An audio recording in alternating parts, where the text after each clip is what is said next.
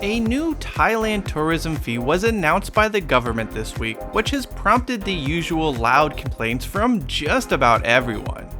Those within the tourism industry believe it will have a psychological impact on tourists who may opt to go elsewhere as borders reopen. Meanwhile, the kingdom's always noisy expat contingent has objected to the plan. That's mostly because this group hates change, and each one has determined that Thailand was at its best during some arbitrary point in time they have selected.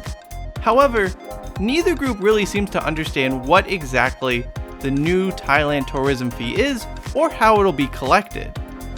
So, what exactly is the new Thailand tourism fee?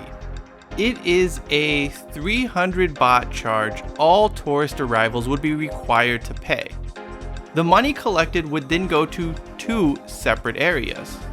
The first is an insurance program for tourists involved in accidents. They would be eligible to receive benefits worth 1 million baht in case of death or a minimum of a 500,000 baht for medical expenses. The second area is a fund that will go towards developing and rebuilding tourism supply chains throughout the country. If we're being honest here, the new Thailand tourism fee is not a big deal. Everyone seems to be ignoring the fact just how this new charge will be collected, because if they did, they wouldn't be making such a scene about it. The 300 baht charge will be added to the cost of plane tickets for visitors entering by plane, which covers the bulk of tourists. If you have ever looked at a plane ticket, you would know these are already riddled with various fees that most people aren't bothered to check. A majority of overseas travelers wouldn't even realize the extra 10 bucks or so they're paying. Seriously. If the government opted to not make such a big stink about this, most people wouldn't even have known that the program was going to take effect.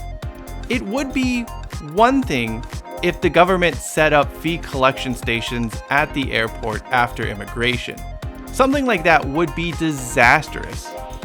But baking the new Thailand tourism fee into the cost of a plane ticket is a big fat nothing burger. Had the Thai government wanted to avoid the PR nightmare they are currently enduring, they should have rolled out the new Thailand tourism fee while simultaneously eliminating dual pricing, which is far more of an annoyance for tourists. The tourism industry is carrying on about the psychological impact of this new fee, a fee most people won't even realize, but continue to ignore the plight of dual pricing.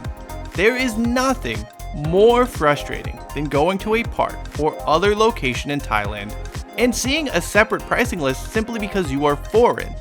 This was the perfect time to eliminate dual pricing. Ultimately though, that won't happen. It also seems unlikely the new Thailand tourism fee will take effect in April as currently scheduled. The noise around it is already loud, and a delay is the most likely outcome. From Bangkok, I'm Cheyenne Hollis, and this is Interesting Asia.